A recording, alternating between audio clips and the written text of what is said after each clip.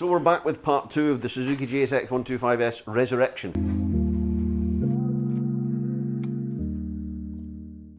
It's now, the brakes have all been great since we did them. We did the front brake pads, rear disc. It's been really good. The boy's done about 90, what did we say? I think he's done 95 kilometres. 94.2 kilometres on it. And he's doing really well. He's loving it. He's addicted to it. So we've got some free time. We're going to do the rest of the work that the bike needs, which is basically a full service. So we're going to do oil change, oil filter, air filter, spark plug, and coolant. And we have all that stuff. Do you have spark plug? Over there. Yes, I do. Okay. We just need to check the gappage on it and we're good to go. So join us as we continue with the resurrection of the 125. Step 1. Remove the seat. Why remove the seat? Because that's where the air filter hides, is under the seat. They're a wee bit awkward, these. I don't like these ones. The Yamaha NT07's the same. You have to fold the seat out the way to get to the bolts to remove the seat. It's not a very good design. It's just odd, I think. Having said that, the KLR was, you had to take like 2 side panels off to get the seat off, to get to the battery, which wasn't ideal.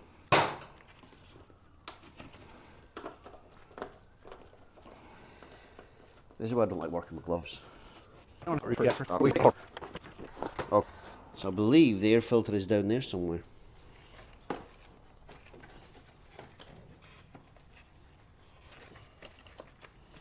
And the battery is under there. Does it fall that way? Yes, air filter is in there. That's not going to be hard to get to at all.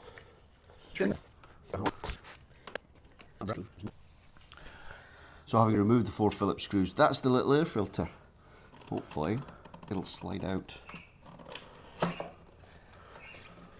That's it. That's it. Huh. Let's hope the other one's the same size. It's the same colour as well. No, the new one's green. The old one's black. Looks the same to me. So you can see there's not really a join on the original. We'll send it back then. There's a join there. What was it, $4?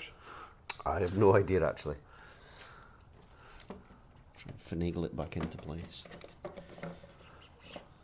Oh, that went in easy. Not much of a seal, but hey ho. Okay. And then put the cover back on, put the 4 screws back in, done. Air filter done. Just got to put the relay back on. We do have a replacement battery, but since the bike's been getting ridden regularly, it's actually, the battery seems to be doing okay. So we may as well keep that as a spare for the moment and continue on. And where's the spark plug? There. Oh, okay. So I think we're going to have to take at least this panel off, potentially this panel off, and the belly pan off to do the rest of it anyway. So that can go in the bin. Okay, next.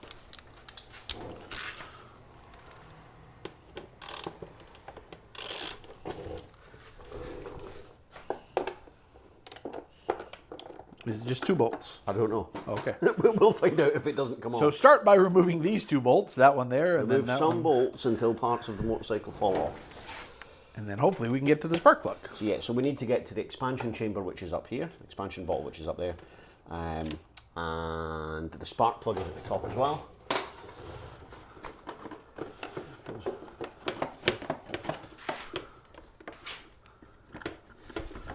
Feels like there might be one more, but where? Plug now. So where's the spark plug? So that's the HT lead there. That's easy then. Yeah, so here's a top tip for you, and I learnt this from a professional mechanic.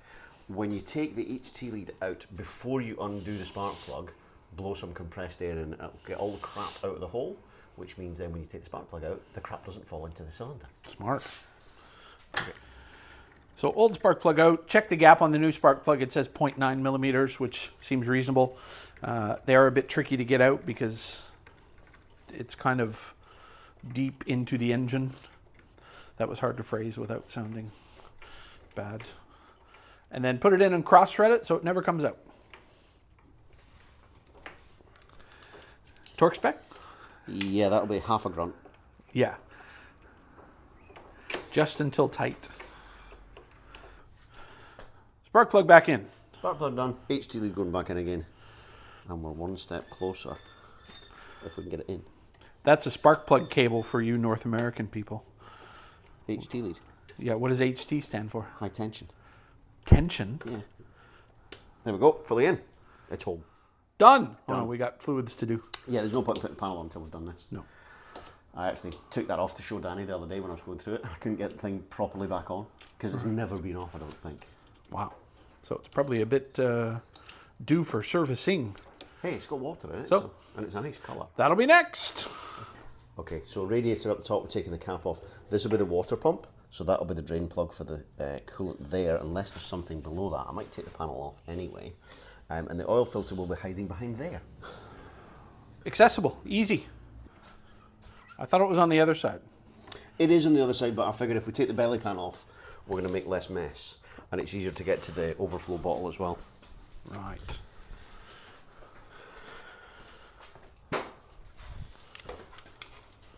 Yeah, it makes sense, because otherwise it'll just drain all over the plastic. Yep. And then all over the floor. Oh, by video. Yes. I need extension.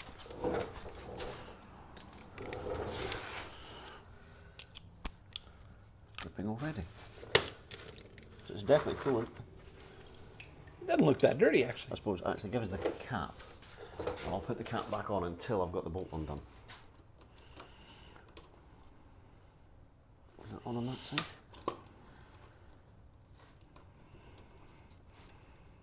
I'll just slow it down. Yeah, slowed it down a little bit.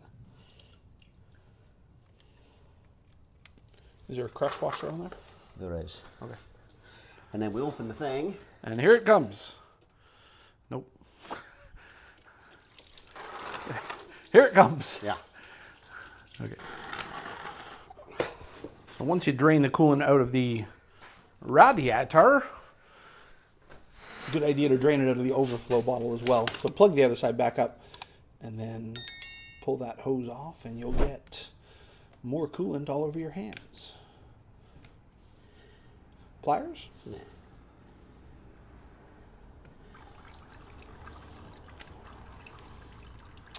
And then just fill it back up and away we go. Screwdriver. So when you fill it back up, you got to use 1.1 liters of coolanty mixture. So this is concentrate, so we got to mix it with 550 mils of distilled water, which is already in that jug. So yeah, it's a 50-50 mix. 50-50. 50-50. That looks like Kool-Aid. It's nice and viscous. Probably don't want to drink it though, I don't think. No, that would be very bad for you. And we have checked this is the correct stuff for this engine. Ish. So that's the 500 mark there, and we need just a wee odd more. About 550. Done. And then pour that in the bike. I'll pour it into the jug. Yes. And then pour the mixture into the bike. Make sure you put your drain plug in. Check with a new crush washer before you start pouring your coolant in, otherwise you're going to make a mess. Now will that overflow or will it just go to the overflow bottle, I do you don't think? know. I guess we'll find out. Sounds like it's filling up.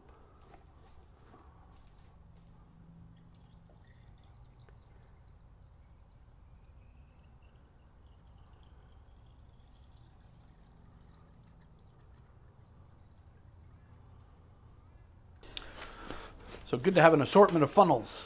Yeah, so it's quite tricky because this is crash protection. This was one of my old teaching bikes, and so it's had all the crash protection on it from new, which means it's really hard to get to the expansion bottle down here. So with these special funnels, we can pop that in there, and we can top up the expansion bottle as well. Maybe. Maybe. Maybe not. There's a hole in it. In the funnel? Yeah. Oh. I hadn't realised that bit wasn't attached.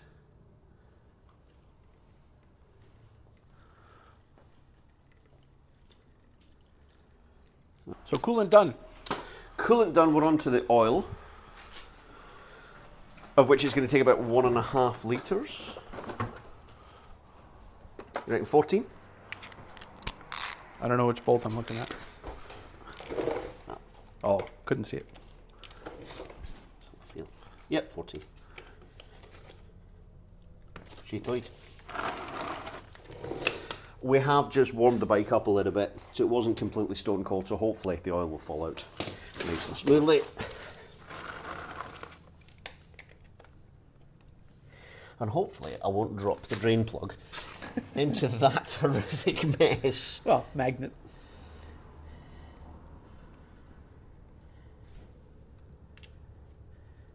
Aluminium washer. Aluminum. It's not. I've seen worse. Oh yeah, I've seen way worse. So it's been draining for a wee while. We actually laid the bike over on its side as well to get a bit more out. We've replaced the crush washer because best practice. So that we can start on the other side. The other thing you can do is take off the fill cap, and then it'll drain that a little bit faster as well. And then it's going to be about 1 grunt of tightage. Yeah, you don't want the oil to come out unexpectedly. About there. And then put the new oil in. Yeah, well, no, oil filter first. Oh, right. Oil filter. Which is over here somewhere. 1, 2. Yeah, if you have a look in there, you can see the clutch pack.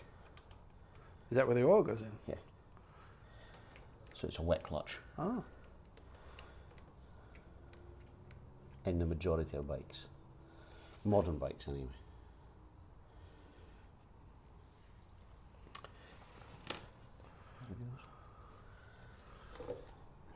Oops. Careful you don't spill the oil everywhere. Did I get Yes. you? I got me. Oh, that's okay.